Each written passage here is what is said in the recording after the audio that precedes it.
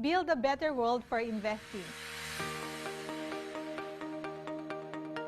Let's lead in improving the quality and standards of the financial profession. Keep you abreast of financial innovations here and abroad. Be known for our integrity and professional excellence.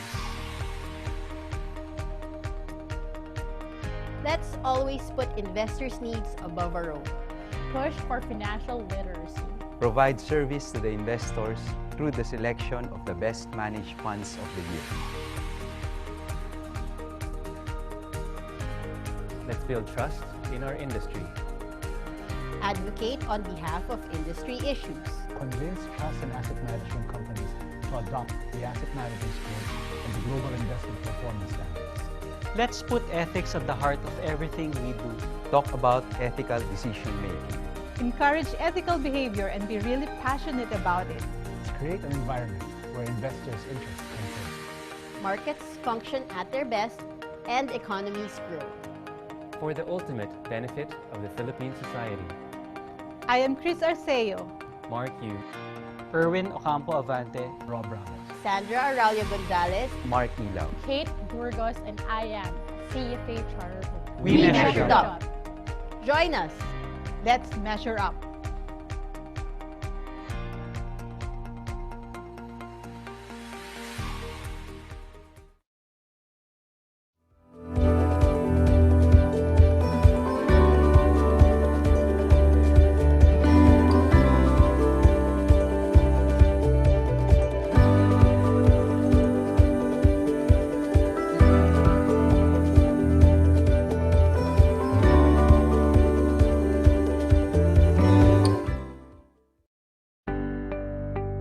When feeling unwell, you visit a qualified doctor.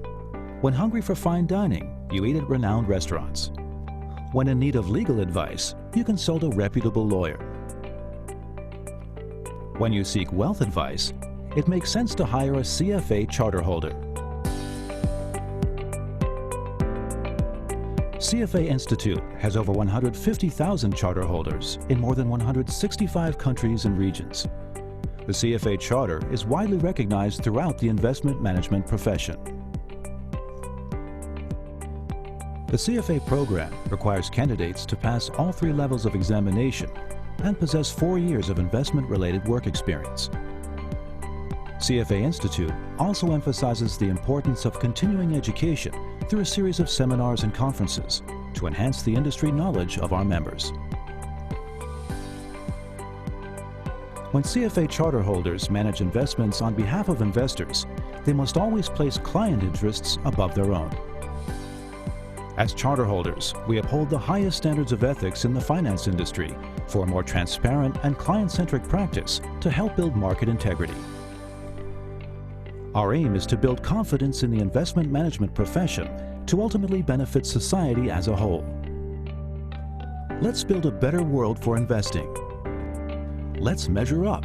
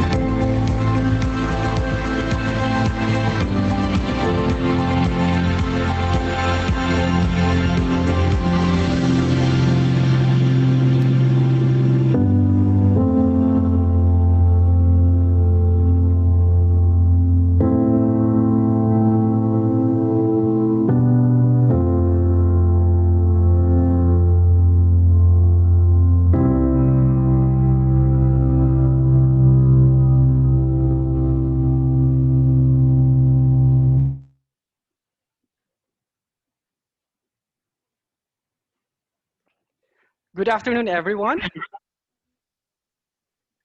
and welcome to this afternoon's webinar, Financial Modeling Best Practices. Thank you for being here today with us, and I am Brett Ormaneta, CFA and Account Officer of Security Bank Trust and Asset Management Group, and I am your host for today's online event. Before I proceed to our program, may we call on Edward Fernandez for the invocation. Edward.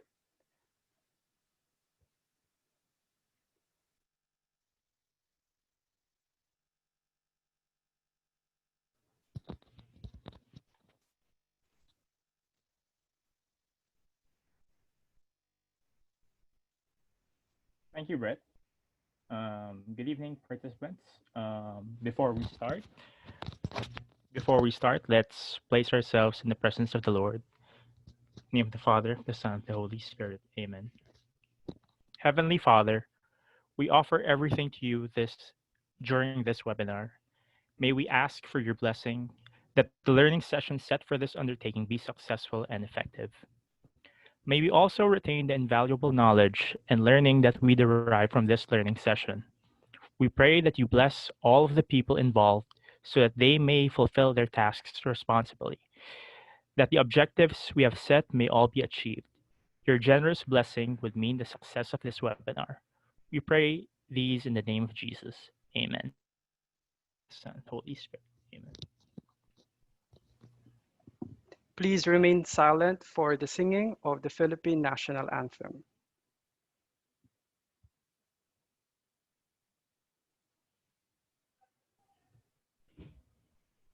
Mga kababayan, ang pambansang awit ng Pilipinas. Bayang magiliw, perlas ng silanganan, alab ng puso, sa dibdib mo'y buhay. Lupang hinirang, duyan ka ng magiting, sa manlulupig, di ka pasisiil. Sa dagat at bundok, sa simoy at sa langit mong bugaw, may dilagang tula at awit sa paglayang minamahal.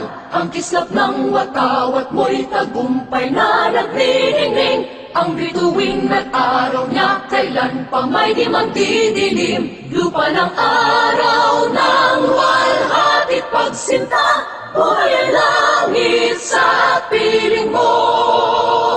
Aming ligaya na pag may mga api, ang mamatay ng dahil sa'yo.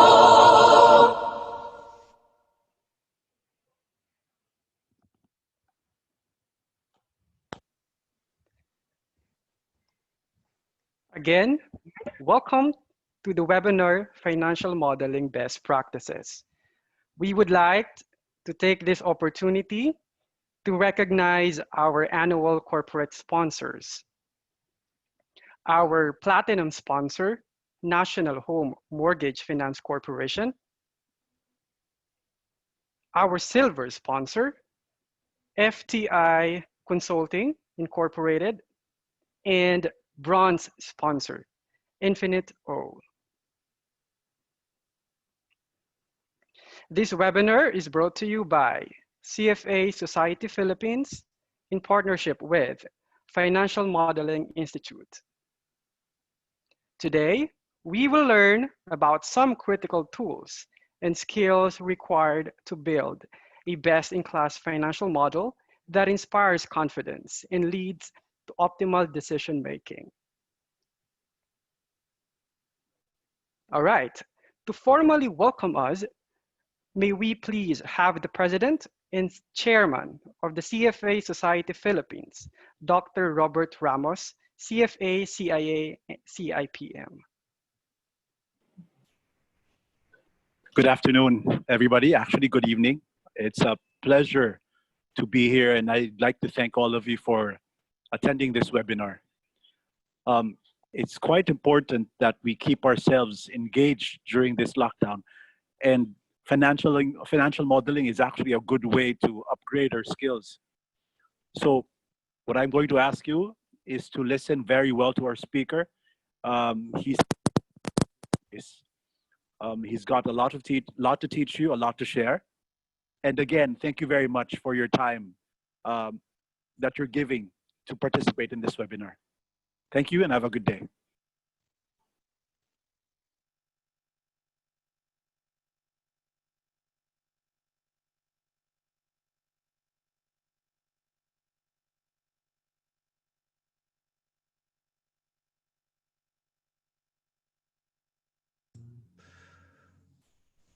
Okay, well, good evening, everyone. I think we're good to go then. Is that okay? I guess I'll just jump in here right now then. Can everyone hear me okay? I don't know if anyone can unmute. Yes, we can hear you well. Yeah, we can hear hear me, you. Rich? Okay, amazing. So we're good to go. I will kick things off then. And I'm really excited to be here, everyone. I guess I'm going to, oh, you've got some rules. Michelle, you want me to share my screen in a moment, or did you want to go through this?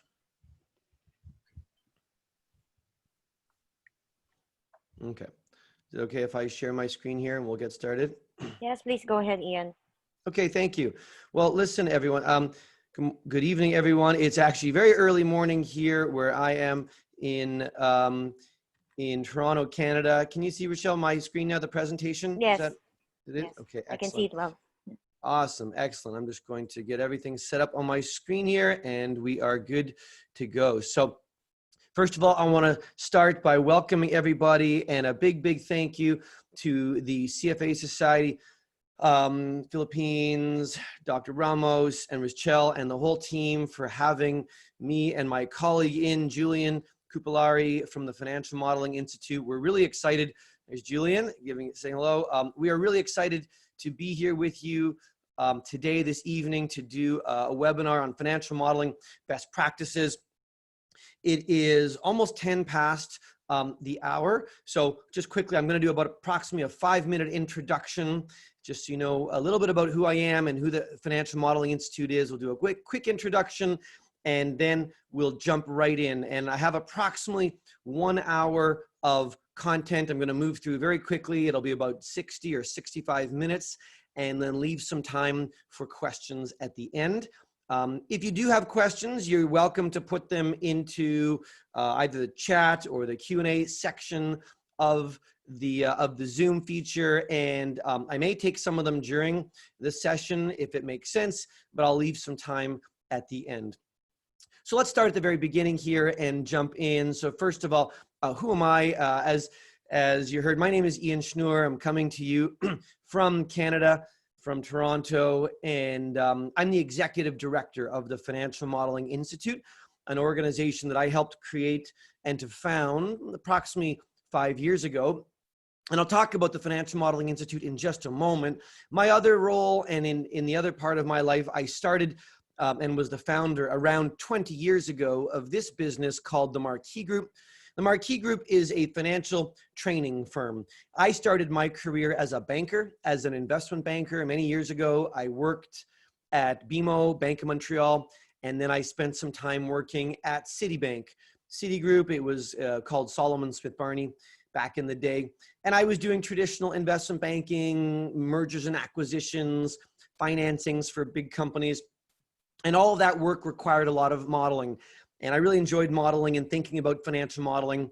So around 20 years ago, I started this business called the Marquee Group to provide modeling training. And we now offer financial modeling training around the world, mostly in North America. But last year, I had the opportunity to run some financial training programs in Malaysia and in Pakistan, within Asia. So I haven't been to the Philippines yet, but I'm looking forward to coming over at some point. But I've been to Asia a few times and always love teaching there.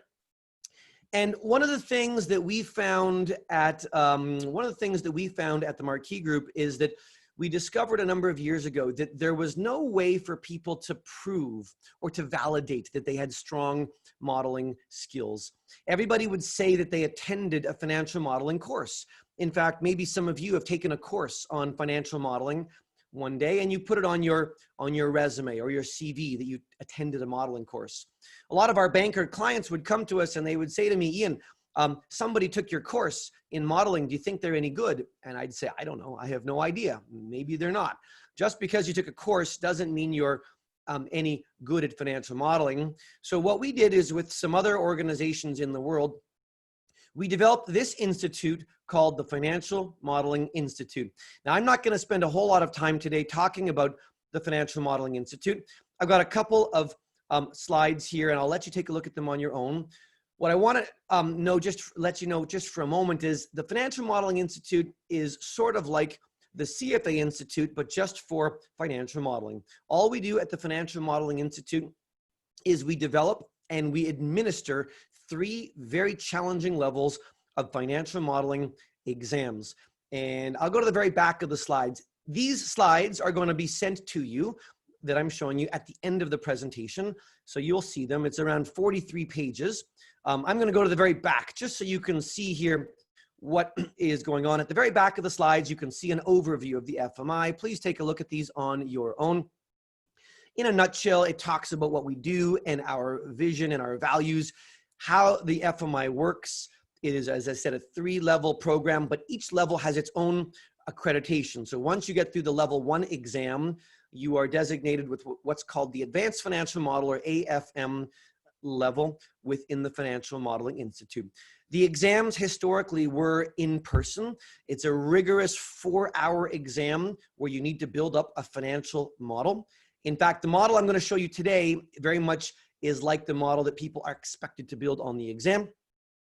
And so this talks about how it works. So these are where our exam centers had been. You can see here, we always had a testing center in Manila, but because of COVID, we've moved our next exam this October virtually. So the exam in October is going to be offered virtually around the world. And if that goes well, we may stay with that approach for the foreseeable future.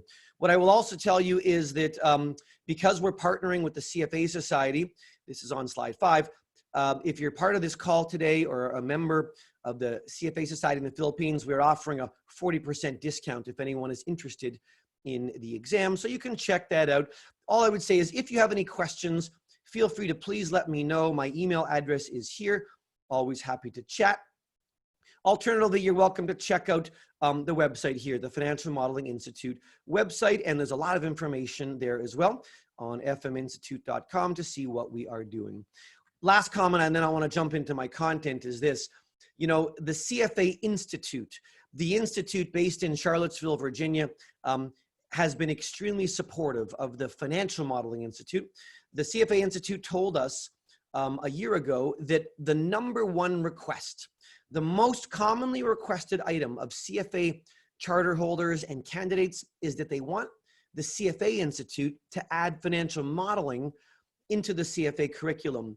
But the CFA Institute has told us that that's not really possible. It takes too much time. There's not enough time to include financial modeling in the CFA program. So they're really thrilled to sort of partner with us and to have us be involved, and to let people know that if they want to do a modeling designation, that they can do that through the FMI. And so we developed this webinar series, and the first one today is called Financial Modeling Best Practices. And I'm going to go through some of my favorite tips and skills to help you think about better financial models. We've run this webinar now through a whole bunch of societies around the world, including CFA Hong Kong and CFA Singapore within the Asia region, and a whole bunch in Africa, and really excited to work with you guys here today. So I'm going to jump in here now. We're going to jump into financial modeling best practices.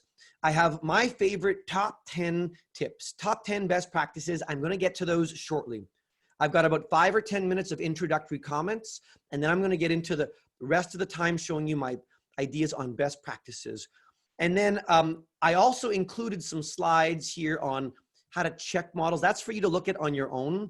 We won't have time to get through that here today, although some of the societies have asked us to come back and do another separate webinar, a free webinar, just on auditing and checking and validating a model. So maybe we'll be back at some point, if people like today's, to look at this next one.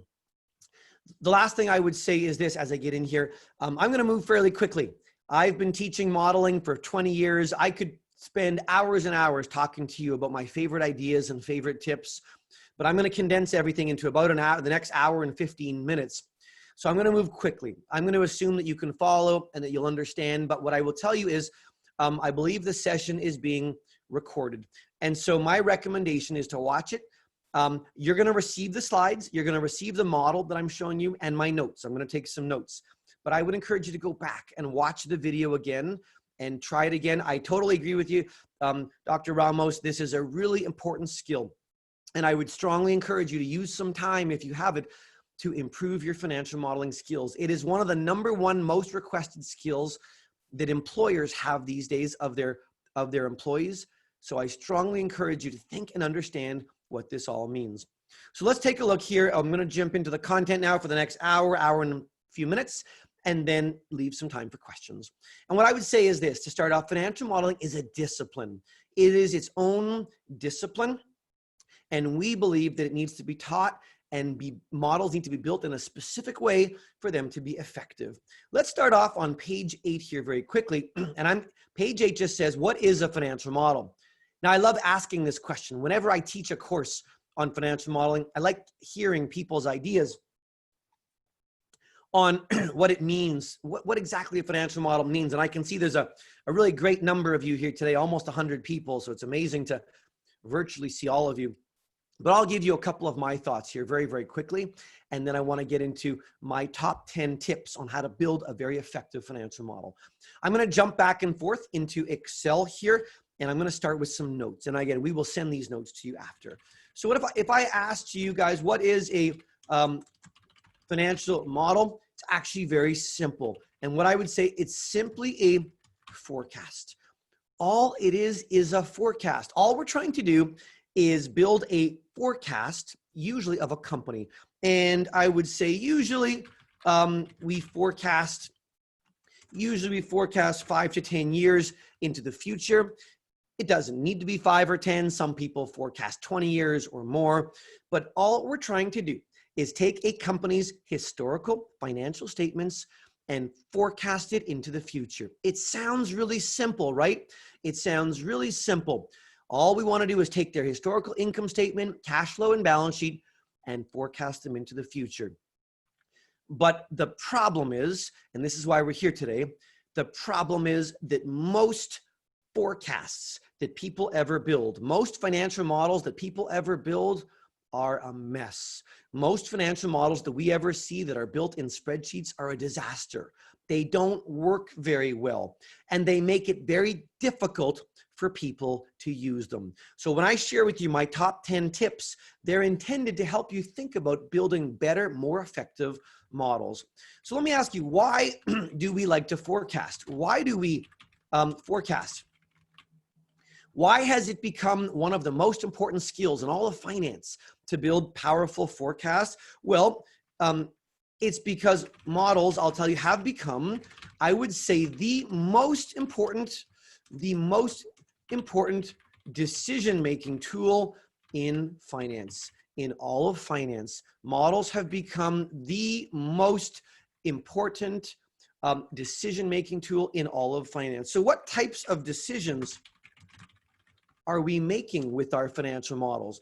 We're making a lot of decisions with our financial models. First of all, we're making decisions about valuation. Maybe some of you work in wealth management, asset management on the buy side. We make decisions about investing and valuation based on our models. People make decisions about credit analysis. Does a company have enough debt? Can a company support more debt? We use models to make decisions about credit. People use models to make operational decisions. Should we hire more employees? Should we spend more money on assets? We build operational decisions with our models. People make decisions about mergers and acquisitions, about leverage buyouts. The point is, all sorts of decisions about risk and volatility are based on models. So many decisions are based on financial models that are built in spreadsheets. And as I mentioned, most spreadsheet models are a disaster. They're a mess. I personally have built over 100 models over the past, 10, 15 years, and our team looks at hundreds of models every year, and we see common problems and common issues all the time that I'd like to help you address in this talk today. So why is it that most financial models are a mess and a problem? Well, I think it's because people haven't been taught an appropriate approach, an appropriate discipline. And as I said, modeling is a discipline. To build a good model, we have to have a lot of different skills, including some Excel skills. We need some really powerful Excel skills to build models. I'll show you a couple skills today. We need to have some good design skills. I will tell you that maybe the number one reason, okay, the number one reason why financial models collapse and why they fail is often because they've been very poorly designed. We'll talk about some design ideas today. We need to have some good ideas around accounting and finance. You don't need to be an accountant. I am not a professional accountant myself, but you need to understand the way all the numbers talk to each other in a set of financial statements. And we need to understand finance to make some powerful decisions. And our job is to pull all of it together into a powerful financial model.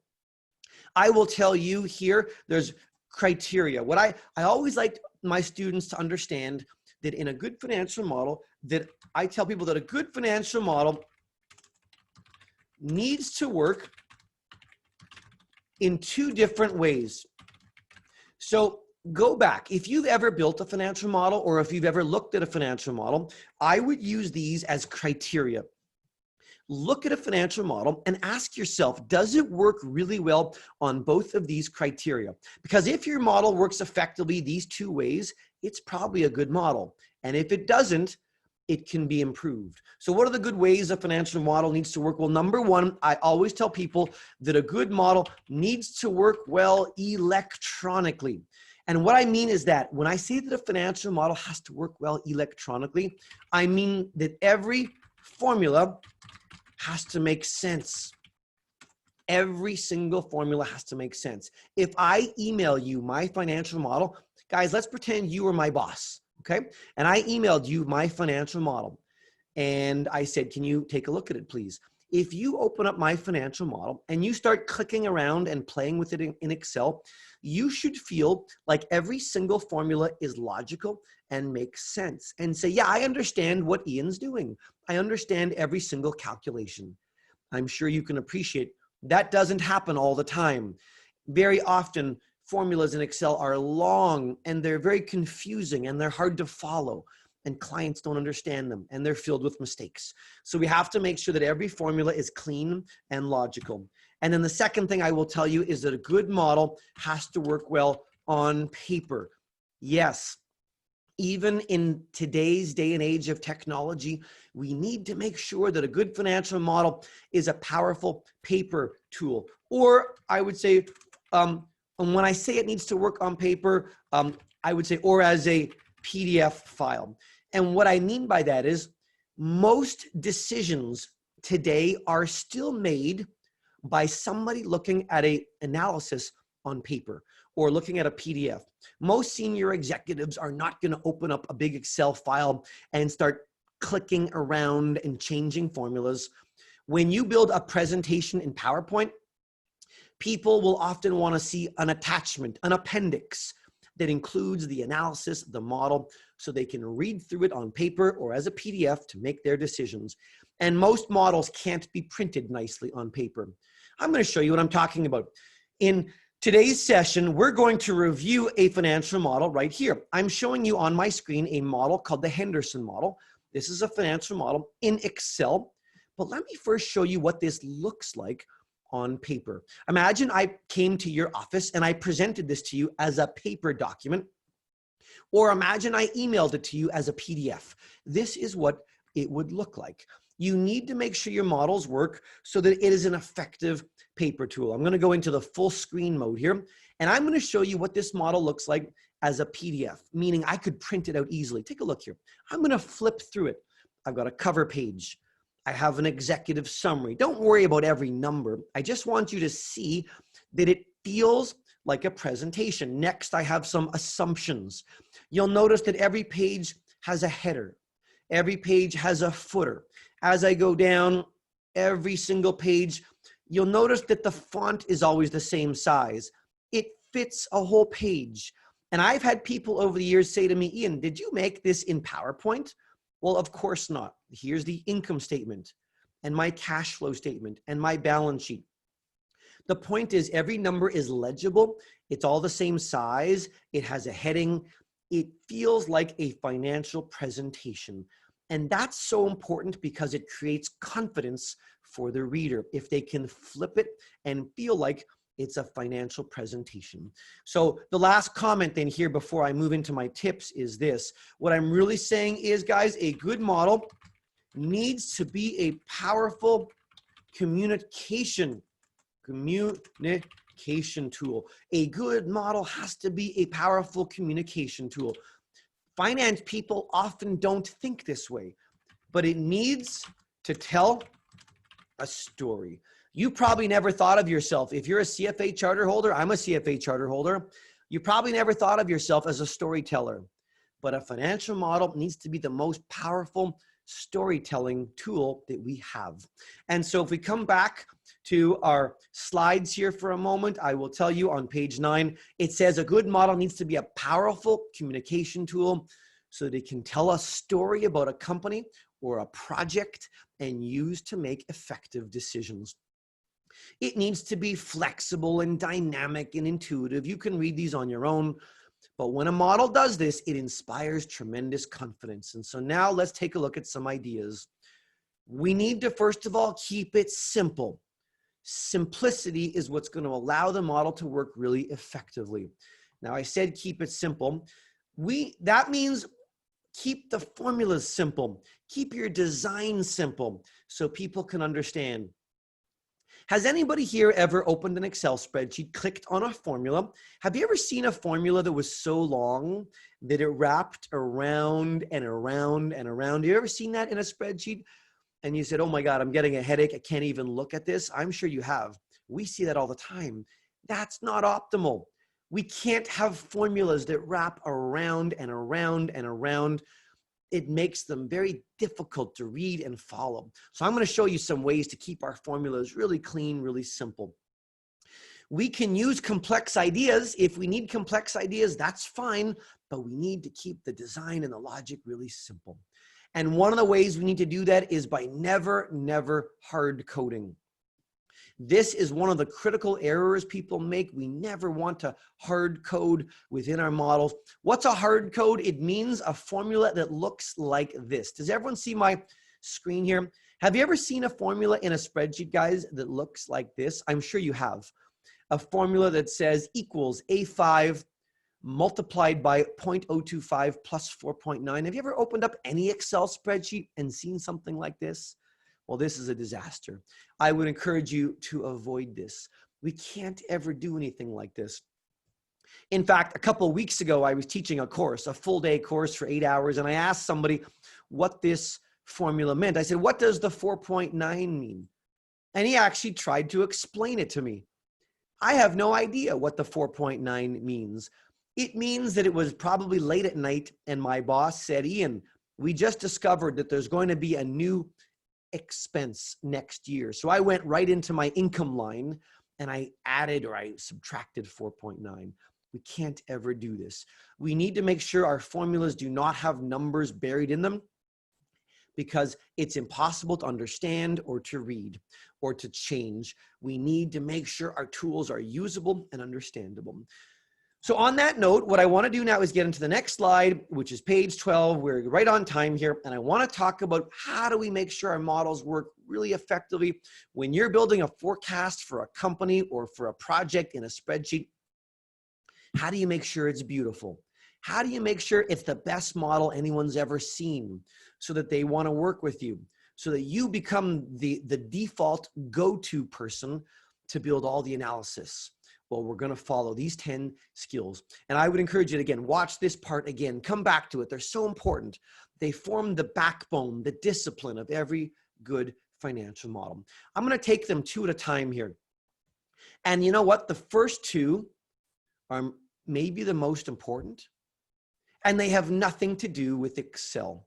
I will tell you that the first two are so important and people don't do them. What it says is, number one, plan and design a financial model. And when you do that, ask the right questions. It's amazing to me, guys. When I look at a financial model and it's a disaster and it's a huge mess in a spreadsheet, it's usually pretty obvious that the model builder did not have a plan.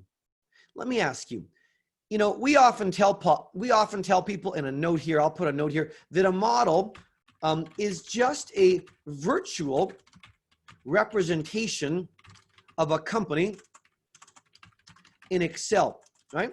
That's all we're doing. I'm trying to create a virtual representation of a company in Excel. It could be a real estate business. It could be a mining company. It could be a pharmaceutical company. If I asked you to build a building, if I asked you guys to go out and build a building, a house or an apartment building, the first thing you would, of course, do is go out and build a plan. You would hire an architect to design it. And yet when people do virtual representations, virtual buildings, they don't plan it. And so I've given you a couple slides here. Take a look, please. In my page number 13 and 14 are all about the planning. The planning process allows you to ask some really critical questions, like, what's the purpose of this model? Why exactly am I building it? Which assumptions do I need? How much detail do I need? Ask good questions. How am I going to measure the results? What order should I present the data? Think really hard. When we build models at our firm, we create what's called, in our planning process, is so critical, and we create what's called a scoping document. A scoping document, scoping document is our planning document, and what that does is it allows us to think about all the things that we need. And I will tell you that there are three steps to building a strong planning document, 3 steps to building and a powerful plan. And I strongly encourage you to always do this when you need to build a financial model. Follow these 3 steps and build a powerful plan. They are here on page 13. Step number 1, guys, says identify the major issues. What are the major issues for your company? And so I'm going to go here and say identify the major issues. And I'll tell you guys, in the world of finance, people often call this the key drivers. The key drivers of the company. Think about what are the key drivers of your business. What does that mean? What does it mean to have key drivers? Well, I'll tell you, the key drivers are the most important assumptions that you need to forecast your company. The most important assumptions, inputs. But let me tell you what's so critical about these assumptions. I will tell you that these assumptions are key because these assumptions are hard to forecast and hard for management to control. These assumptions are hard to forecast, hard to control, but they can have a huge impact on the success or the failure of the business. Very often, I will say very often, these are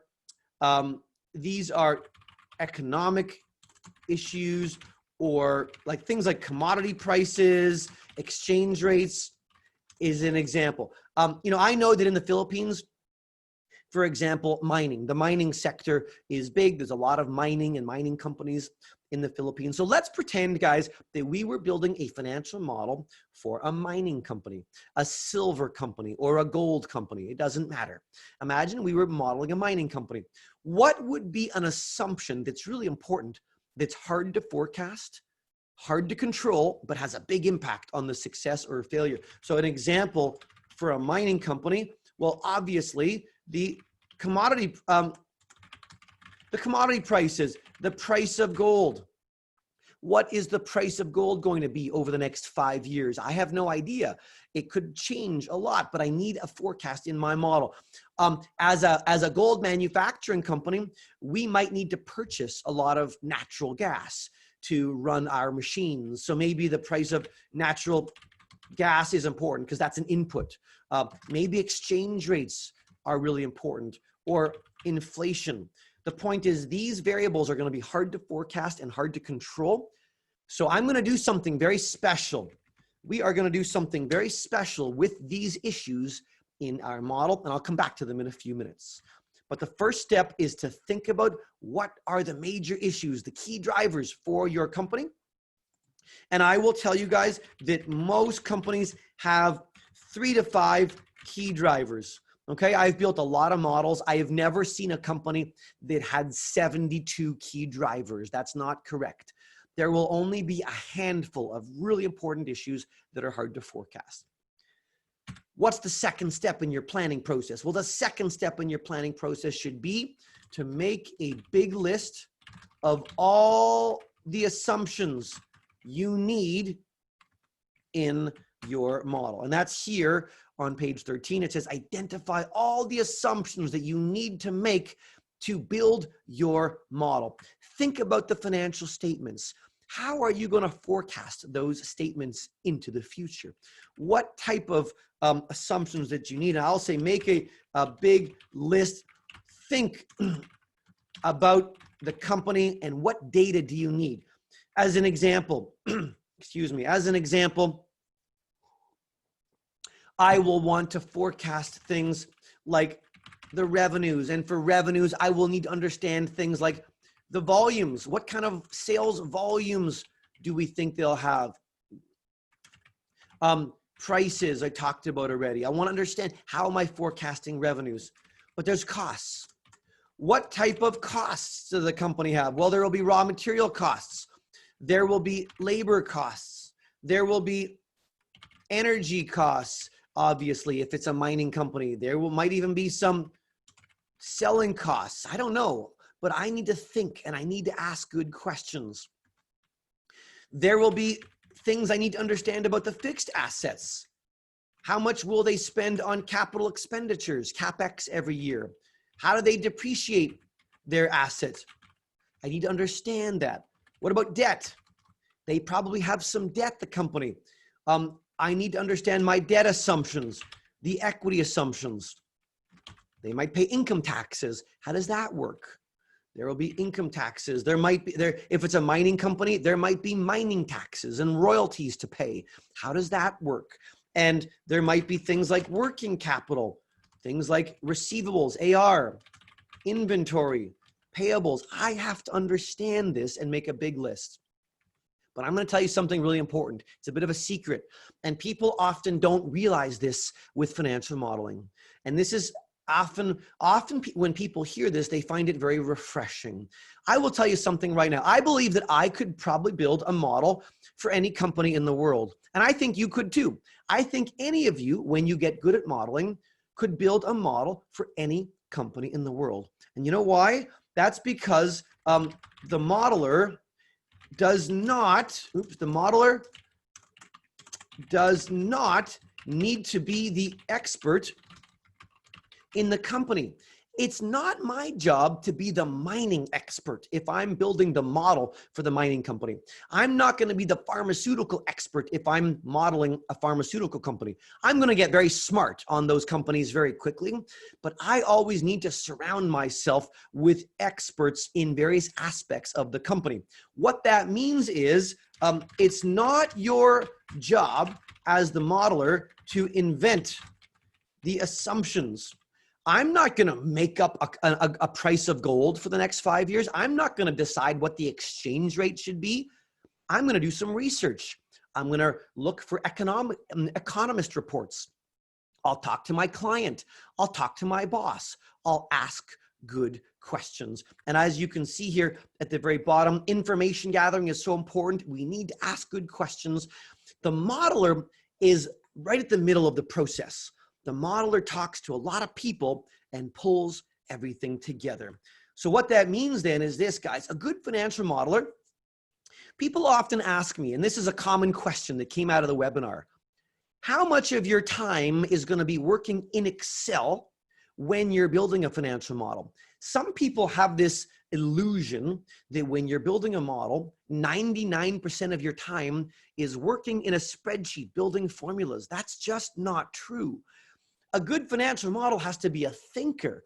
A good financial model is asking really hard questions and talking to people. So I like to tell people that approximately 50% to 60% of your time when modeling should be in Excel. That's it. Only 50 to 60% of your time will be building the model and working in your Excel.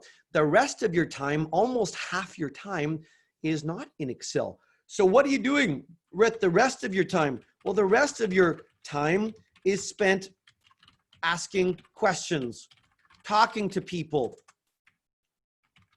doing research, presenting the model to your team, your boss, your client. So a lot of time is spent thinking, iterating, deciding, talking, and that's a really crucial element to modeling. And you become, guys, a good modeler often becomes the most important person in the whole project, in the whole process, because everything flows through the model and everything flows through the modeler, and you become very, very smart. So that's why I love modeling. It's a multidisciplinary skill, and I really hope that you come to be passionate about it and like it as well.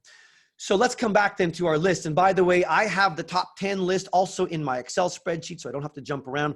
That covers off the first two. It says when you build a model, do not just jump right in.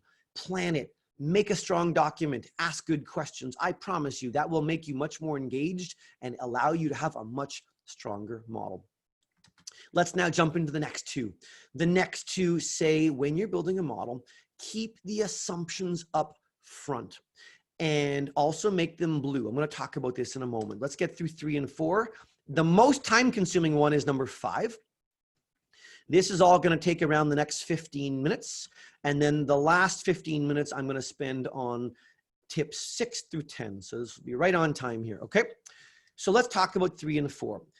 To talk about 3 and 4, I want to talk about something called optimal model flow. You know, a model is a tool and there's an optimal order. There's an optimal order when you build a financial model. Let's talk about what that looks like here. And I'm going to show you now the financial model. Here it is in Excel. By the way, if anyone's curious about the exam, the FMI exam, the level 1 exam, which gives you the AFM, the Advanced Financial Modeler designation, if anyone's interested, the whole premise of that exam, it's a rigorous exam, is people have to build a financial model pretty much exactly like this one from scratch. So how do you know you're ready for the exam? It's when you can build a model like this, starting from nothing, from a blank spreadsheet, from scratch, when you can build all of this in less than 4 hours. In the exam, we give you a case study with a bunch of information about a company, and people have to build something that looks and feels like this in under 4 hours. And when you can do that, it means you have tremendously powerful financial modeling skills, and lots of people can. With good practice, you can. And so when I talk about optimal flow, there's an ideal order that helps people read models. And the starting point is to build a cover page. Let's take a look again at the model on as a PDF here. We can see here that the very first thing we always want to present is a cover page. A cover page sets the stage. A cover page tells people what the company is, what's going on. It makes people feel like this is a financial presentation. So I'm going to jot this down, optimal flow of a model. And I would say number 1, build a cover page. This is a starting point. It makes it feel like a document, right? Feels like a financial document when you do this. It's a financial presentation. It's not just a messy calculator. It's actually a presentation. And I would say here on the cover, include things like the company name, maybe the logo, maybe the date, maybe whatever, maybe your name, whatever you need to include on the cover, just like this. It's very simple, very easy, but you want to make sure that it helps people understand the purpose and what you're doing in this model. Now you can see here in my model, there's a date. it's got a date from June 29th on the PDF. But in Excel, take a look what happened. In Excel, the date says today's date. And that's because it's changing automatically. And I'll show you a nice tool here. If you want to automate the date on the cover, there are only 2 ways to do that in Excel. Many of you probably know a nice formula in Excel called equals today. The today function automatically generates a date in Excel, right? So if I said equals today with an open bracket, close bracket, it pulls up today's date, but tomorrow it will show tomorrow's date. There's another tool as well though. It's called equals now. People often don't know this one. It says equals now, and the only difference is this one also displays the time. So this one shows the date and the time, but it's a nice tool to put on the cover page of a model. So I would say start with a cover page in your model, and then number 2, you saw this already, I would say always include an executive summary. Always include an executive summary next. And guys, so often people do not include executive summaries in their models. But you see here, when I go to the next page, page 2, then the very first thing I want to present to my client is an executive summary. In my model, in the one here, the Henderson model, I'm showing a base case, a best and a worst case. And I'm showing things like a revenue forecast, an EBITDA forecast, a net income forecast. It doesn't matter. What I will tell you is that every model should include an executive summary. And I will also tell you that it should always be customized for your project, for your company. And you should only include whatever your boss needs to see or your client needs to make a decision. Include whatever your team needs to make their decision. Things like maybe NPVs, if you're doing valuation work, maybe IRRs, maybe some ratios like credit ratios. I don't know. Whatever you need to make your decision, you should summarize up front. Obviously, we want to see it first, but you're going to build at the end. You're going to build it last because it's the last thing you can do, but it's the first thing your team wants to see. So really important to have it in terms of optimal flow. So many models that we look at, guys, do not have an executive summary, which then means the client has to flip through the whole model to see the results. It's very, very frustrating to read a model when they don't know what the answer is. I promise you, this is going to happen. This has happened to me every single time I ever presented a model. Whenever you present the model to your client or your boss, I promise you, the first thing the client always wants to know is what? As soon as you show somebody a model, what's the first thing that they always want to know? Well, what they always want to know first is, what's the answer?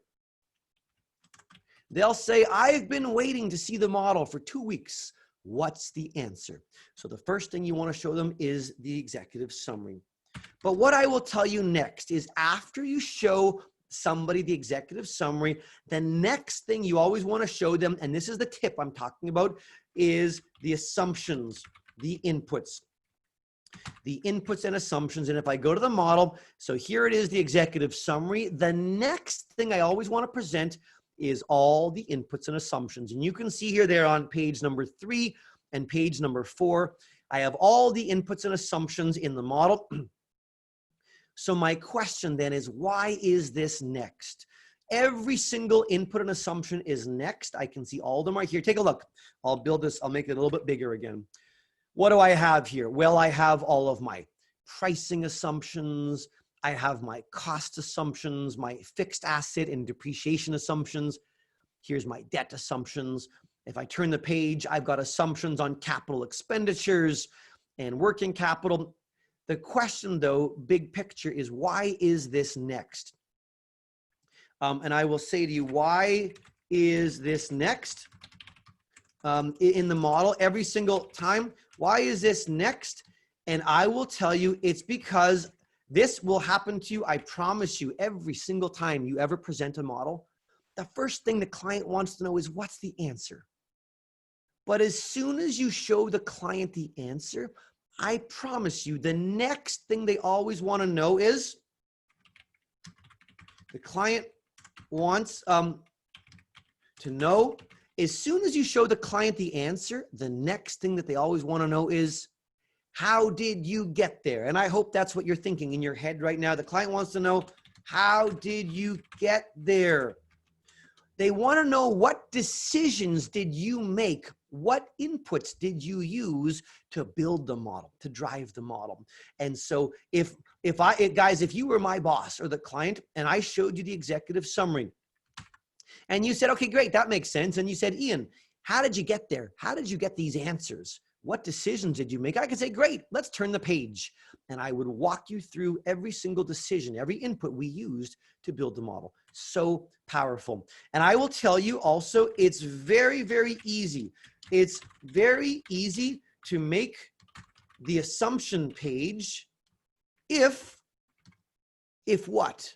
It's very easy to build the assumption page if you had a strong plan. If you properly planned and designed your model, it's very easy. You make a list of questions, you think about your assumptions, go get the data and enter them into an assumption section. Keep them all together, because now when I review my model, it's very easy to talk about all the decisions we made. And I would also tell you that we like to keep the numbers blue. You can see them here on the screen. They are blue. All the inputs here are blue. And I will write that down, that it is very common model colors. Usually in models, we make the inputs blue. Oops, I will make the inputs blue typically, and I will even make it blue. And the formulas tend to be black, okay? Formulas tend to be black, inputs tend to be blue. Let's take a look at the model for a second. In my financial model, you can see here in Excel, all the data inputs are blue. Anything that's a formula, of course, is black numbers. Why do we do that? We do that so that it's obvious when you open the model, which are the numbers that you can play with, which ones can you change, and which ones are going to change all by themselves. And so we do that to make sure that people can tell which are the inputs, which are the formulas. Also, my historical data. If I go to the income statement, you can see my historical numbers are also blue because those are inputs. They're dead. Historical data is dead. We always just input it in a model, but the formulas we make black. And so the assumptions are here up front. But what I want to show you now is a really great Excel tool, guys. Very often, I've had many people over the years come to me and say, you know, Ian, it's a good idea. I like that you have all your assumptions up front, but they'll say that they have a problem with that idea. And the problem is this, guys. Let's pretend your boss told you that the raw material cost, they didn't want to use 226 per unit. They wanted to use 256. So they said, go ahead and change it. So watch this. I'm going to change the raw material cost to 256. Okay, great. I did it. But what happened? What happened in my model? I don't know. What did that do to my net income? What did that do to my EBITDA? I don't know. How do I find out? Well, I'm going to have to go into the model. I'm going to have to go to the model sheet, to the income statement, and try and look. But now I don't remember what it used to be. So let me go back to the assumption. I'm going to put it back to say, I'm going to make it back to 226 here. I think that's the number that I had. Yep. So it used to be 226. And let's see then, when the costs are 226, my net income is 30 million and then 13 and 39. Okay. Those are my net income. If I make the costs, the raw material 256, I can now go back and I can see, what did that do? Well, that dropped my net income quite a lot, by about $7 million. But what people say to me is they don't like that they have to flip back and forth. Every time they change an assumption, they have to go to the model to see what that did to the answer. So what I will show you is a really powerful Excel skill that allows you to keep the assumptions up front but also to see what that's going to do to your outputs right here on the same page. It's a great skill. Most people have never seen this skill before, and modelers tend to love it. It's a skill that looks like this, right? I'm going to put it on the screen. That says here, I'll put a note, to see the outputs right up front, use Excel's watch window. And you might be thinking, what's the watch window? Well, it's a really great feature. Take a look at how it works, just like this. On the formula menu, take a look off to the side, there's a button here called the watch window. Now you might be thinking, wow, I've never seen that. I got to tell you, it's pretty new. It's pretty new that they added this here. It used to be, this used to be buried. It used to be hidden deep in Excel. But in the last couple of years, Microsoft added this right into the menu, right on the formulas menu. So you might think it's new, but it's not new. It's been here for a long time. And when I click on it, look what it does. It says, okay, here's the watch window. What do you want to watch? I am going to say, okay, I am going to say, let's watch, shift them down here. I'm going to say, let's watch, I'm going to say, add a watch, take a look, put it up here. I'm going to say, add a watch. And then it says, what should I be watching? I'm going to go to the model sheet here, and I'm going to click on my 5 net income cells. You see that? I'm clicking on them. So I'm watching these 5 cells, and I click add. Very simple. So now, very carefully, take a look. I've got this new box on my screen, and you know that these are my net income figures. And the beauty of this is, as soon as I change any value here, like let's pretend I'm going to change once again my raw material to be 256 and press enter. Watch carefully, please, what happens when I press enter in this box. It shows me immediately, oops, if I make this 256 and press enter, do you see what happened? You can see in the watch window, the numbers change. If I go back to 226, they change again.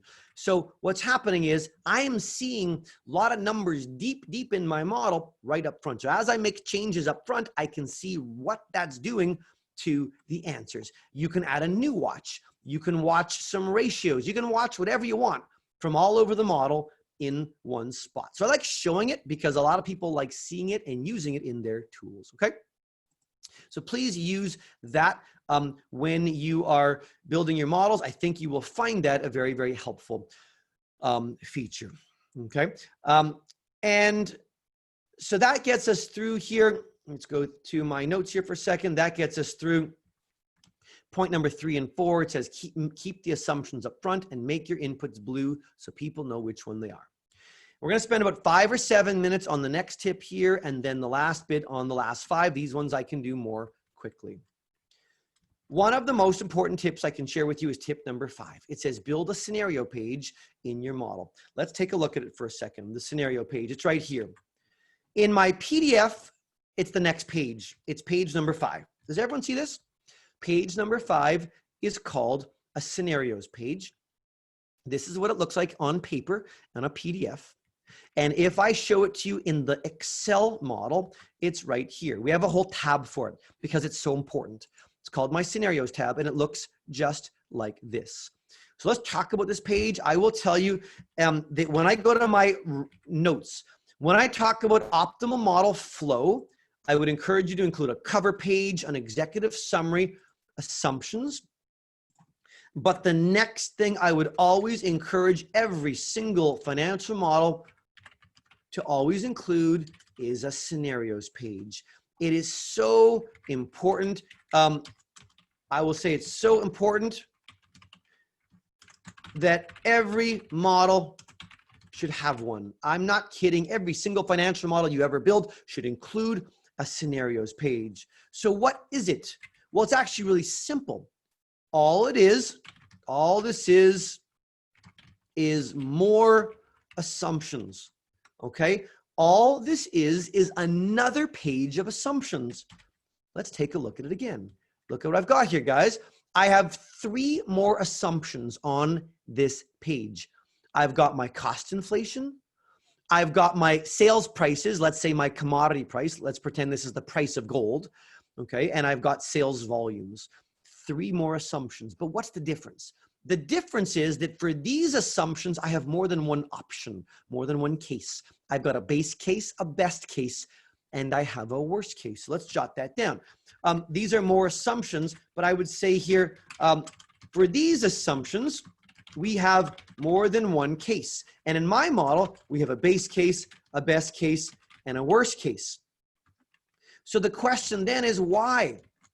Why do I have a base case, a best, and a worst case for these three variables? Well, I'm sure you're all thinking this right now, and you're all correct. I can almost hear you from around the world thinking this. Why do I have a base, best, and worst just for these assumptions? Because these are the key drivers. We talked about them. These are the key drivers. These are the most important assumptions. These are the ones that are hard to forecast and hard to control. I don't know exactly what the price of gold is going to be for the next few years. So I want to have more than one option, a base, a best, a worst case for each of these so that I can play with them, so that I can watch this. I can run a base case in my model, or I can run the best case, or I can run the worst case because I don't know exactly what cost inflation is going to be. So powerful to have a page like this. But I want to spend a couple minutes showing you a couple of powerful Excel skills. How do we build it up? Now, by the way, guys, in the PowerPoint slides that you're going to receive after the presentation, take a look. There are some pages on modeling Excel skills. And if you look here, I'm going to show you something important on page number 25 and 26 and 27. Some skills that we're going to use to build this page.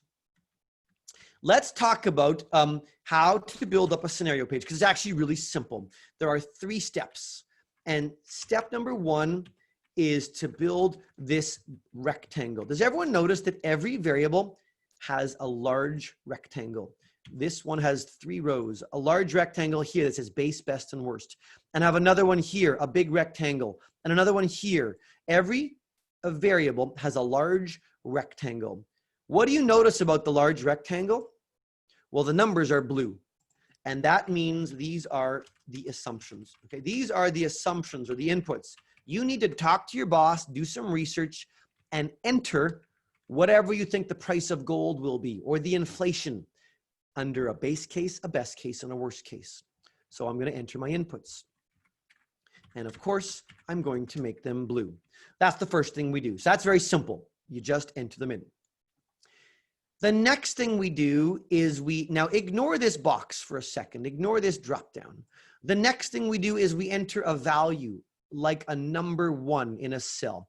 I would encourage you to rewatch this portion of the video after if you've never done this to see these skills. Okay, you need to see it a couple times, but this step, I would say just put a number 1 in a cell. Do you see that? It's just a raw number 1 in a cell. Very simple. So far, very easy. I've got my inputs and I have a switch. But what's going on here is you'll see there's a skinny row. And in the skinny row, this skinny row is the live case. This is the one that's actually running in the model. This is the one that we're going to use. So if I'm running the base case, you'll see all that's happening is right now the skinny row is pulling up, it's lifting up the base case into the skinny row. If I put a 2 in the switch, it lifts up the best case. The best case is now going in to the skinny row. And of course, if I put a 3 in here, the worst case goes into the skinny row. So it's a formula. This row, of course, is a formula. And all it's doing is it looks at the switch, and depending on what the switch says, it either lifts up the base or the best or the worst. Now, a lot of people will use an if statement here, an if function. We don't recommend that because they get very long and they can get confusing and complex. So what I want to show you is one of my favorite features in Excel. It's on page number 25, I believe. So take a look at this slide on your own. This slide explains how to use it. But it's a very, very powerful feature because it's so simple. Look what the choose function does. The choose function says, where is your switch? So I'm just going to click on this cell here. It says, where's your switch? And the rest is really simple. It says, where is your switch? And then where are your choices? Here's my base case. Here's my best case. And here's my worst case. very simple. And when you put a number 1 in the switch cell, it lifts up the next item in the order. So if you have a 1 in the switch here, it pulls out the next item in the list, and that is G14, which is your base case. If I put a number 2 here, it lifts up the second item, which is this one here. And it's an extremely powerful tool because everyone understands it, but it allows you to run a scenario. So please use this and build this in your models. Very, very simple. But the last thing is this. I don't want to leave this little number by itself. This number doesn't mean anything. Nobody's going to understand what this number means. Why is there a 1 or why is there a 2? So what we like to do is use a drop-down menu. And if you want to know how to build a drop-down menu, go to slide 27. It explains exactly how to build a drop-down menu into your Excel. I'll show you the basics, really simple, very simple. First, you need the developer tab. Does everyone see this on my screen? I have a menu called developer. Now, if you're looking at Excel right now, you might think, well, I don't even have a developer tab. Well, you do, it just might not be on. You need to turn it on. So by default, it's off. How do you turn it on? You go to the file menu, then you go down to more and options. And when you go to file options, you need to go to customize your ribbon. And when you customize your ribbon, on the right-hand side, there's a button called developer. It might be off in your Excel. You must turn it on. When it's on, you will then see this new menu called developer. And when you have the developer tab, you click on the insert button. And then I'm looking for this button that says combo box. And from the combo box, when I clicked on developer, insert, and this button here that says combo box, again, you can watch this video again to see exactly what I'm doing. Your cursor will turn into a little, let me do it one more time, developer, insert, and click on the combo box, a little plus, and then you just draw it. That's it. You just draw a drop-down box. And all you then do is right-click on it and click on Format Control. It wants to know 2 things. It wants to know where's your range of data. I'm going to say this is my range of data, my text. And then all it wants to know is where is your switch, the actual switch. And I will click on this cell here. That's it. I'll delete this one. Once you do that and you open it up, when you open it up, you can then see your text items here, base, best, and worst, and click on it. When you click on the first option, it enters a number 1 in the cell. When you click the second option, it enters a 2. It's very elegant, very simple, very powerful. But now what I'm going to do is move it and carefully cover up the switch. And now when my client opens the file or my boss opens the file, they're going to think, wow, this is really nice. This is really powerful, because they feel like it's a piece of software. They don't have to worry about changing numbers. They can just play with your switch, run the model, and they're really impressed and feel like it's a really powerful tool. So we use this all the time. I really encourage you to practice, play with this, and incorporate this into your models, okay? Great skills to use in every model. So the last thing, the last 5 tips that I want to show you, right, you go through those again, is the last thing to then build in the model. When I talk about flow, I've got cover, summary, assumptions, scenarios, and then I'm going to have the last piece of model in a flow is the schedules and the financial statements. And I've got about 10 minutes. In the next 10 minutes, I want to share with you here. I can do these in about 10 minutes or so. 5 critical tips on how to build the schedules and the financial statements. So please pay attention. Take a look at these 5 tips. I'm going to go through them quickly, but when you receive the model, please come back and review these tips. These are so important to building a strong model. So what I'm going to start with is number 6. Number 6 says, build the financial statements vertically. That might sound unusual, but watch this. I'm in the model. I had the cover, the summary, the assumptions, and the scenarios. You've seen all these things. Everything else lives on this sheet called model. And when I'm on the model sheet at the top, I have a revenue schedule, I have a cost schedule, I'm just rolling down.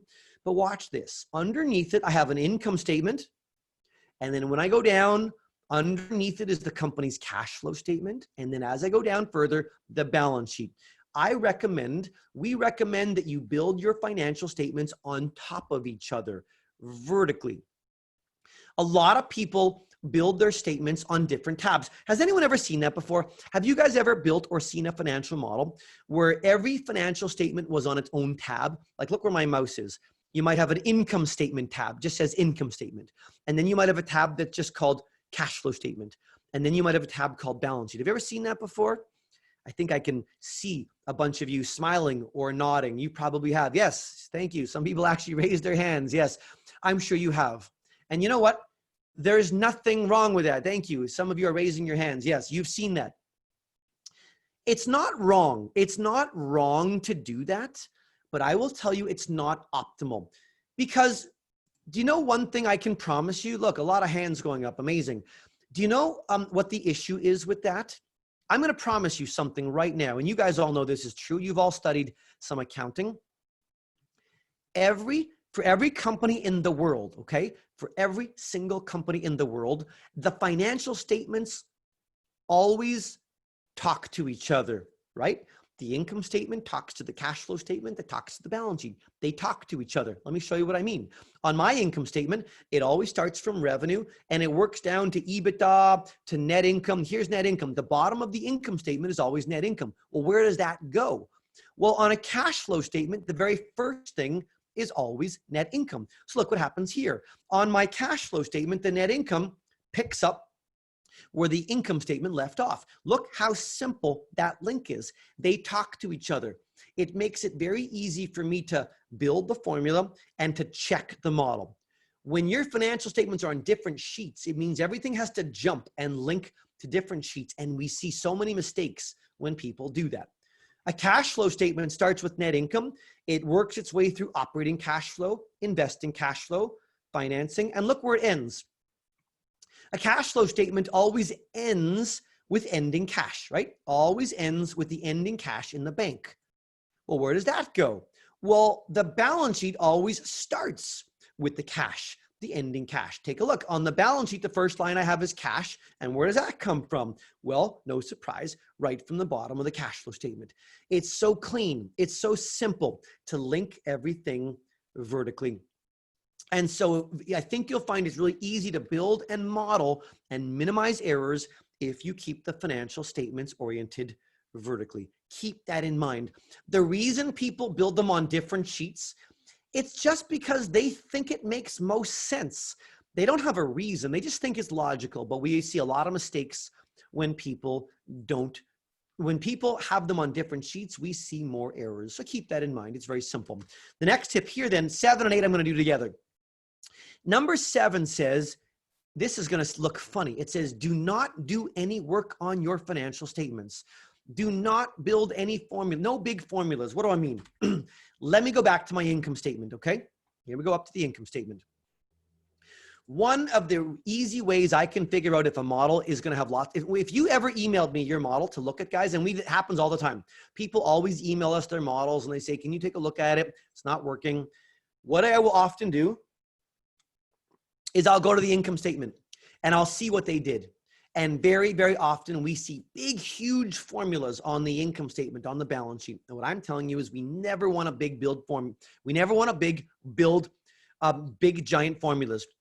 So what do I want to see? Watch this. If I'm on the income statement and I need revenues, I don't want to have a big giant formula for revenue. Look at what I'm going to happen when I click on this revenue cell. Look what I see. It's a beautiful little link. That's it. The revenue is just a link. And it's actually really nice because it's a link in the same column and on the same worksheet.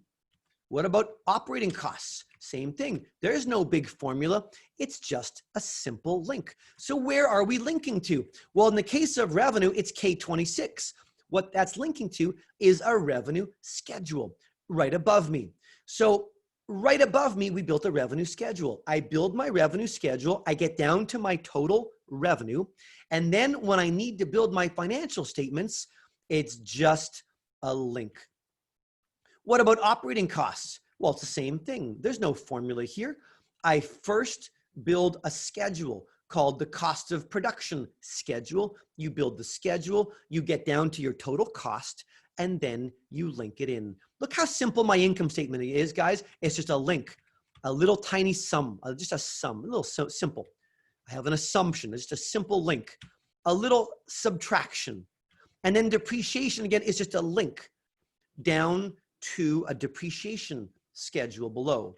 Every single cell is a tiny link or a tiny little calculation. My point is this: do not do any work on your financial statements. Your work should happen on schedules. That's a key to model building. Don't do the work on the statements, do your work on schedules, which means you'll need a revenue schedule, a cost schedule. And so often people make mistakes when they build big, huge, giant formulas right on their financial statements. I'm going to share with you two of our favorite sayings, our two favorite model, favorite model sayings, or we call them our mantras. These are the mantras, the sayings of powerful financial modeling here. Oops. And let me just bring this down for a second. So the first one, what is one of my favorite sayings? It says, build it, then link it. Build it and then link it. What does that mean? That means build a schedule, then link it into the financial statements, right? Do not do big formulas on the financial statement. Same thing, watch, when I go to my cash flow statement, you'll see, and you're gonna get this model, so you'll have a chance to play with this model. Look, on my cash flow statement, no big formulas. Look, as I come down, link, link, link. There is no big, giant formula. Everything is really simple on my financial statements, even on the balance sheet, guys. The message here, don't worry where I'm linking it to. You can look at each link on your own. My message right now is no big formulas. Everything is built by building a schedule and then linking it in. So underneath, I have a depreciation schedule where I calculate all the depreciation numbers, an income tax schedule, a working capital schedule. Go through these in a course. If I was teaching a full day course on modeling, I would show you and teach you how to build each one of these schedules and then how they connect. But as a top 10, as a webinar on top 10 tips, my message is you need to look at how to build schedules, look at them on your own, you build them and you link them. Do not build big formulas right on your financial statements. And that gets me to the last two. So we're going to be right on time here. My last two tips then says, the last two tips say, when you build your schedules, make the schedules really, really simple. Build very simple formulas on your schedules. And how do we do that? We use our second major saying. I'll write this down right now. Our second major saying here is number 2. It says, I'm going to show you what I mean. Repeat and link, right? What I mean is that is every time you build a schedule, when you build a schedule, first, repeat every single assumption that you need on the schedule. When you when you're going to build a schedule, let me get the spelling right here. When you're going to build a schedule, first repeat every single assumption that you're going to need on that schedule. So what am I talking about? Watch this. When I want to build my revenue schedule, look what I did. First, I repeated the gross selling price from the scenario page. That was right here. This is my gross selling price. All I did is I repeated it. So it shows up again. And then I'm repeating the inflation.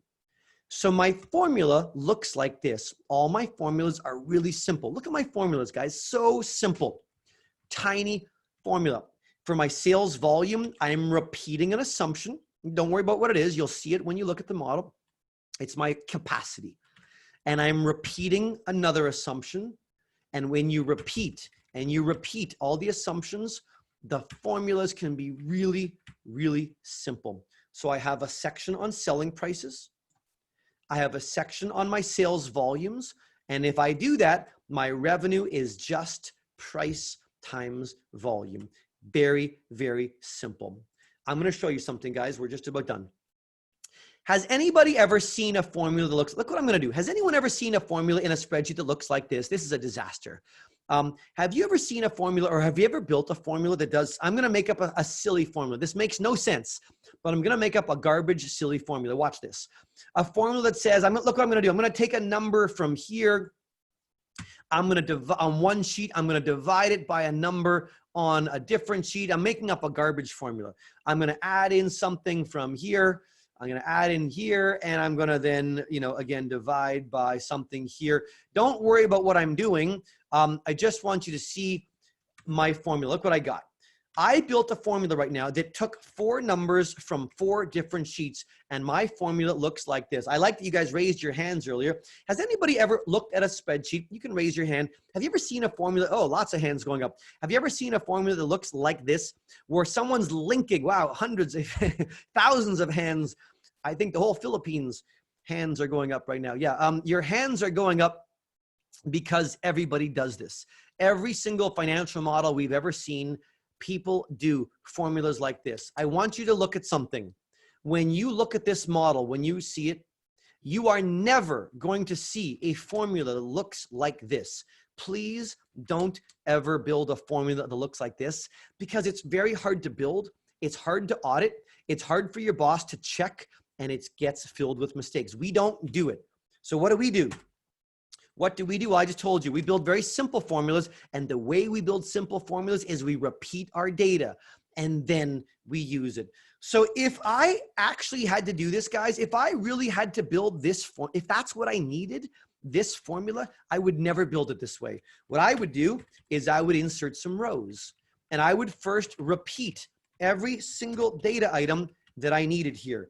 I would repeat the first variable all by itself, and I would label it. And I would call it whatever that was. I would label it like this. It would be, so the reader would understand what the first number was. And then I would have the second one here.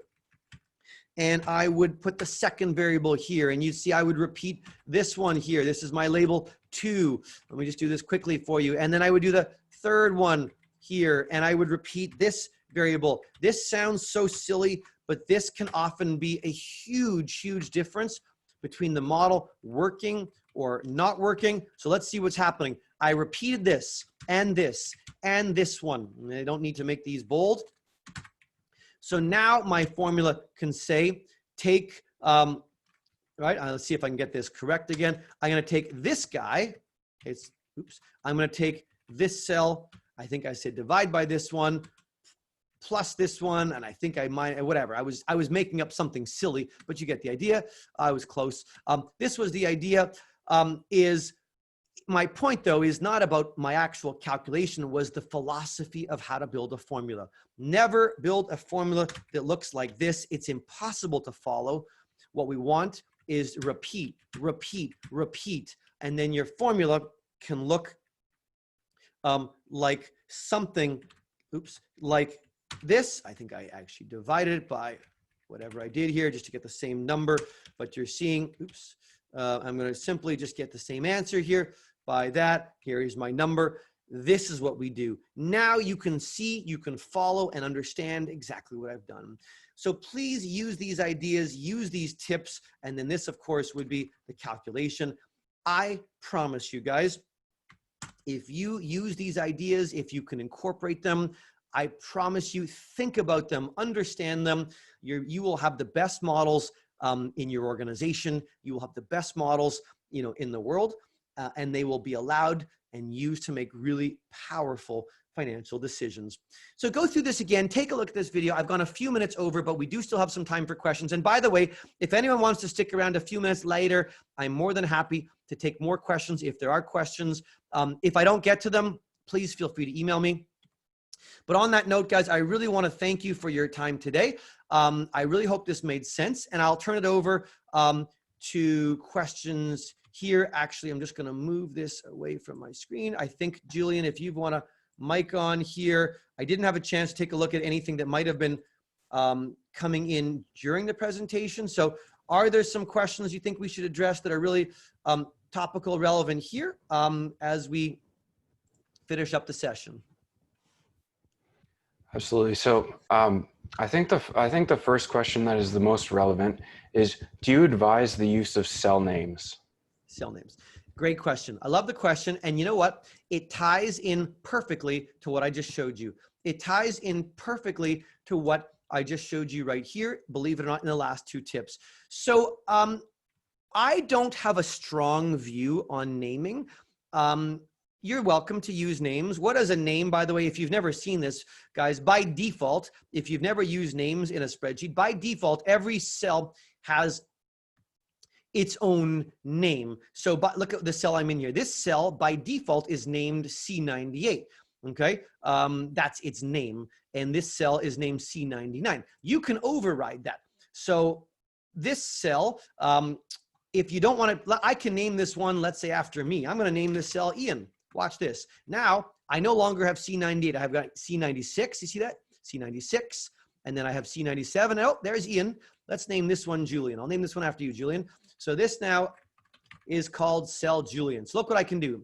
Let's pretend Ian was 5 and Julian was 8. Now that these cells are named, if you wanted to build a formula, you could either say, you know, C98 plus C99, that would work. Or, but maybe someone doesn't know what that means. Or I could say equals Ian. You notice if I type in Ian, the name is showing up in the list. I can say, what happens when you add together Ian and Julian? If you add together Ian and Julian, you get 13. Now that's a silly example, but in financial models, people will use this idea to name some of their assumptions. So for instance, you might want to name, let's say, a tax rate. What a lot of people do is they'll go to this cell here that says tax rate and they'll name it tax rate. Or what they'll do is they'll name each of these cells. Instead of calling this cost, they might name this row cost. You can name a whole row as well. They might name it cost inflation. I'll tell you why we're not a big fan. I'll tell you why we don't do this very often.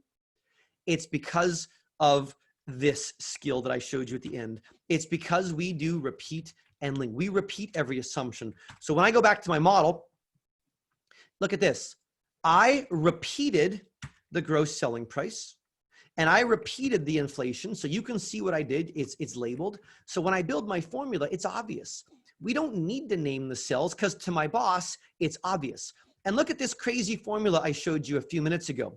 If you built a crazy formula and you linked it to a bunch of different sheets and you had linked to one sheet, another, you might want to name those cells so it makes sense. But look at my formula.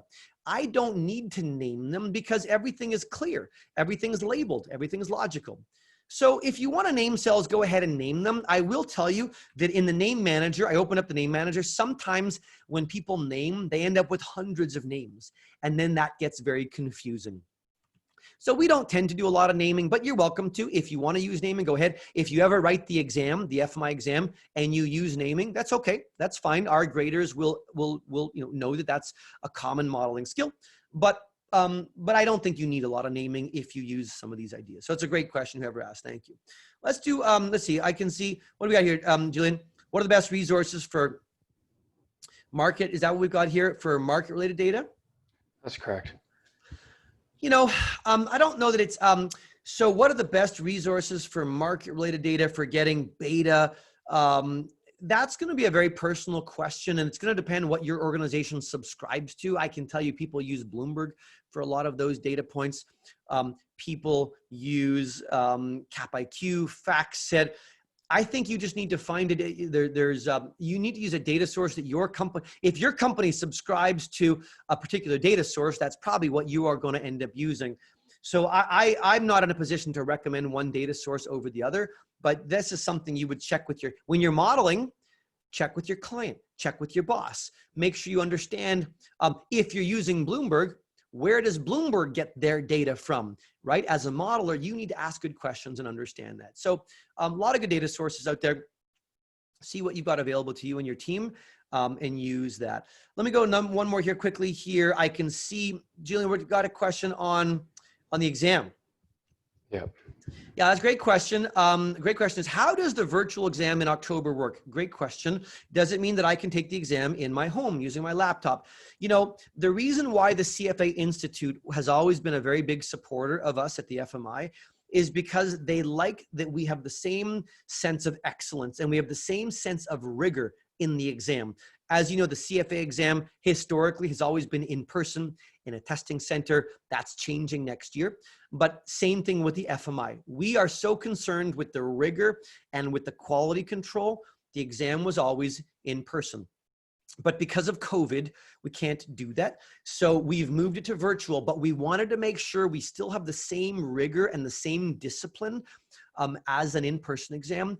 So we did a huge amount of research, and we are using a virtual online proctoring company. So yes, you're going to be able to write the exam from wherever you want, from home, from work, but there's going to be a virtual proctor. So you're going to have to make sure that you've got the technology set up a couple days in advance. You're going to need a camera, and there is a real live proctor that will be watching you. And the proctor will be able to see you and see your screen. So everything you do is being watched. So if you start going onto the internet, which you're not allowed to do, the proctor will see that. If you start looking away like this, if you start looking over to the side, the proctor will notice that, and they'll speak to you and ask you not to do that. You're only allowed to have one screen. So it's a very controlled environment. We're very pleased with it. But yes, what it means is people are able, and we're really excited about it because people are already registering from places in the world where we didn't have testing centers. So yes, you'll be able to, but you'll need to make sure you'll be able to write from wherever you want. Same rigor as before, but you'll have to make sure that you have the software set up, and that will all be explained to you when you enroll. So that's a great question. If you have more questions on that, please let me know. I can see here, I am going to do one more if that's okay, Rochelle, and then turn it back to you. The questions are coming in now. Quick question here on, do you recommend any Excel add-ins to make modeling easier? I'll be honest, we don't tend to use a lot of add-ins. There are add-ins for keyboard shortcuts. I didn't even show this to you. There are some add-ins that have keyboard shortcuts. We're going to send you our favorite, you're going to get this today, our favorite list of keyboard shortcut sheets in Excel. We tend to just use Excel's basic features. The reason why we don't use add-ins a lot is because if you use an add-in and then you email your Excel model to a client or a colleague, they might not have the same add-in, and they might not be able to then use some of the same features if those features came from an add-in. So we like to make sure we use Excel's default tools. Now, if you have an add-in and you like it and everybody at your company uses it, sure, go ahead. But we try to avoid using external things. We just find that problems happen when people start pulling in other things. So again, use your discretion, but in our models, we try to avoid that to keep it cleaner. Rochelle, do we have time for another one or two more? We have a lot of people still with us here. Sorry, do you have a couple more minutes? Ian. Go ahead, Ian. Okay. Let me talk about the next one, in working with big data. So question says, in working with big data, is it still, oops, you moved that one. You moved that one somewhere. In working, where did you put that one here? In working with big data, is it still advisable to use Excel or Power Query? Great question. In working with big data. You know, in working with big data, that's not usually financial modeling. Financial modeling is the skill of what we talked about today. You know, there are two, in the world of finance, there are two very different skills that people need in technical skills that we find. Finance professionals have to have two huge different skills. One is the skill to build a financial model. And we talked about that right here. This is today's discussion, is how to build a good model. But the other big skill we see finance people need and accountants need is managing big data. You might have a list of 300,000 lines of inventory and you have to analyze big data. So what software should you use to manage big data? And I will tell you, you can use Excel, but Excel gets very slow at a certain point. Once you have more than a couple 100,000 rows or a lot of formulas, Excel can get very, very slow. So at that point, you might want to look at other tools like Power Query, other tools like that. One of the things that we are doing a lot In our I told you about our training business, the Marquee Group. We are doing a lot of training in Python.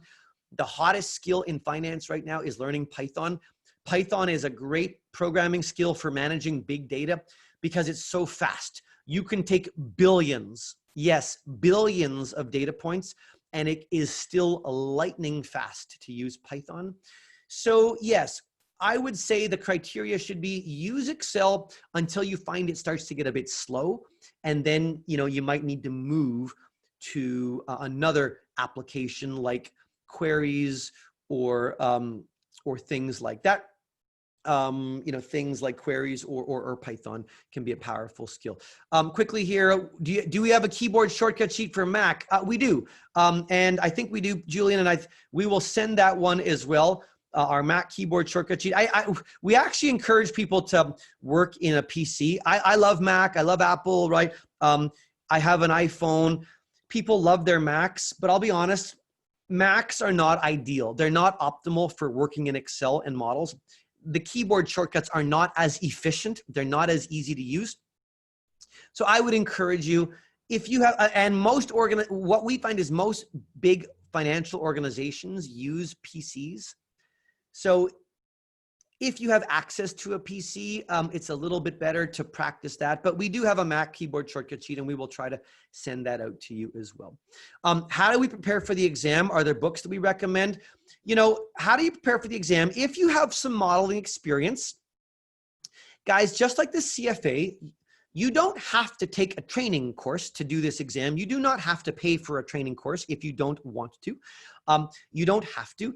If you have some modeling experience, you can just go through this model and practice building a model by yourself until you're comfortable building one like this in under 4 hours. Pick any company, honestly, pick any company, pick Apple. Pick Apple, use our approach and try to build a model for Apple in under 4 hours that looks just like this. However, if you have never built a model, you might want to take a training course. And if you take a look at the back of the slides, the FMI does not provide training. The FMI is like, as I said, the CFA Institute. At the FMI, we just deliver the exams. But we have a whole collection of approximately 25 approved training providers. These are training firms around the world that offer training in how to build financial models. This is the firm I told you about in Canada that I started, the Marquee Group. So we offer training in financial model. We have some self-study video courses. We do courses in person, but all these training firms offer training in financial modeling. And so you can look, and on our website, if you check out the FMI website, it lists if you go to the FMI website, you can see here, where is it? On the FMI website, it shows you upcoming courses by some of these providers. So these are companies that provide training. But if you have some experience, you might just want to practice on your own until you're comfortable doing this. And then last, very quickly here, we're almost done. I'll just get through a couple more and then finish up. In the planning phase, what's the best method to map out the logic of the model? If you've never done the planning stage before, do it with somebody else. And I would use the Henderson model as a bit of a guide. If I showed you 100 models that we've built, I could show you 100 models that we've built, and they all feel kind of similar. They all have a similar flow, similar logic. So if you've never done it before, use this order. Look at the order we've talked about here.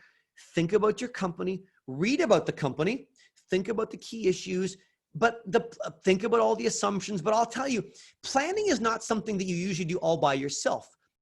Ask questions. Somebody else is going to be involved with you, your boss, a colleague, a client.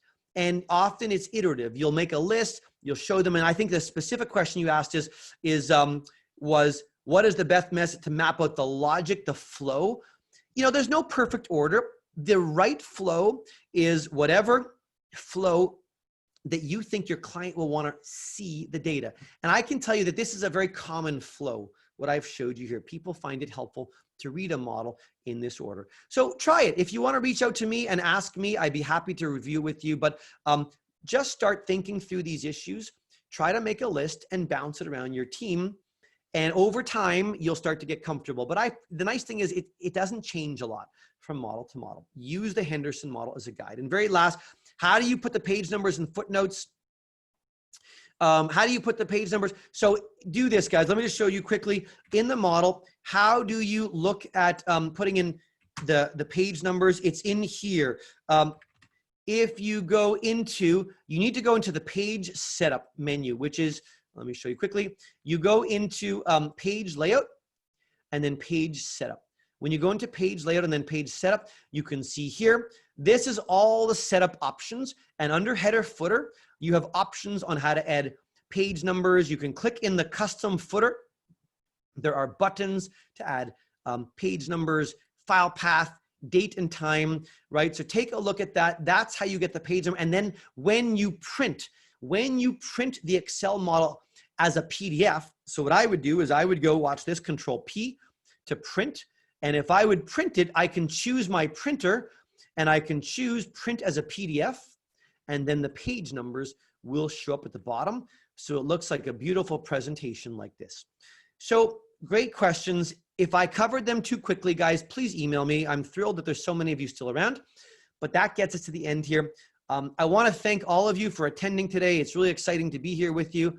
I hope you learned some new skills, and I hope this helps you think about modeling a bit differently. And I'll turn it back over to you, Richelle, and let you wind it up. But thank you then, or to Dr. Ramos. Thank you guys for hosting. Really happy to be here and with your members. Maybe we'll do another one in the future. But again, thank you for your time. Have a great evening and a weekend, and I'll over back to you guys. Thank you, Ian. That's a wonderful presentation and really interactive and engaging.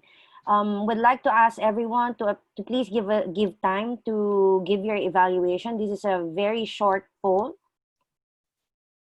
We only have 5 questions here that you can answer for us. Help us rate Ian, also the content, if the webinar met your needs, what's your overall rating, and will you recommend this webinar to others?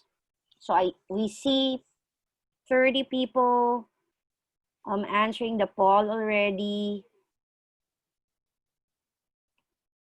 45, thank you very much. 47. You're getting real-time responses. That's amazing. Yeah. So we have here 53. If we get 60, I think we'll be very happy. Come on, guys. Only 7 more to go. Well, thank you all for doing that. It's very kind of you. I'll end the poll now, and I can share the result. We have 55, but I think we're good with this. Thank you very much for answering the poll. So we just have a typo error here, but wow. So how is it? 97% says not bad. That's the highest score for you as a speaker. For content, 81% for 5. So I mean, 81% of the participants rated 5. Okay, excellent. So webinar met their needs. 71% said scored 5. Overall rating, 86% scored 5, and 59%, 100% said they will recommend this webinar to others. So Thank you very much for joining us today and answering the live poll. We actually have a group photo. If you will allow us, for posterity's sake, may I please ask my colleagues? So while we are getting ready for the group photo, I'll ask Brett, who's our host, to give us the closing announcement. I'm going to stop my screen share, okay, Rochelle? All right, thank you. Okay. You want everyone to turn their cameras on? Yes. Again, CFA Society Philippines would like to thank our sponsors. Our platinum sponsor, National Home Mortgage Finance Corporation. Our silver sponsor, FTI Consulting Incorporated, and our bronze sponsor, Infinite O. Accept our sincerest appreciation to each and everyone for your time and effort in participating in today's webinar. I guess everybody is all set for the group photo. Hey guys, Are we? nice to see some of you. So It's good we see nice people to coming see you in. all. Yep. Great to see you guys now in person. That's awesome. All right. So we're having more people.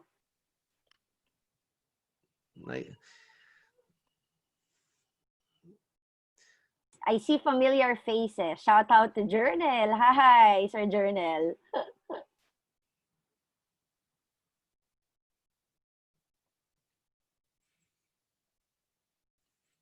Trisha, be ready to take the photo, please.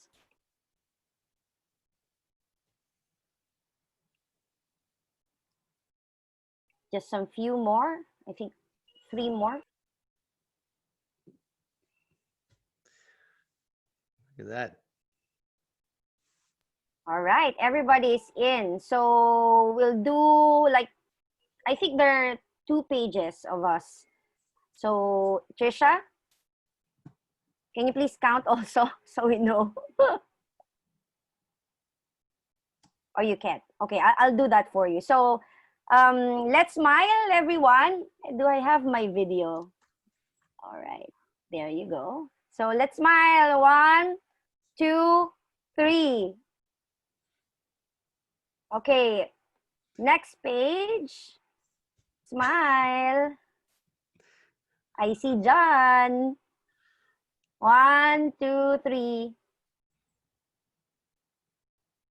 Oy, Kate. Long time. And we're good. So thank you very much for indulging. We'll be posting our group photo in our Facebook account. We'd like to thank everyone for coming over tonight, for joining us in this Zoom meeting. We hope to have Ian again for the next session. You told us, you mentioned it in your presentation. I hope so. Yeah, so we're very glad to partner with Financial Modeling Institute for this session. And please take care, everyone. God bless. Keep safe. And hope to see you soon. Thank you all. Great to see you all. Take care, guys. Thanks, Rochelle. Thank you, Ian and Julian. you, guys. Great job. Thanks, Rochelle. Thank you, guys.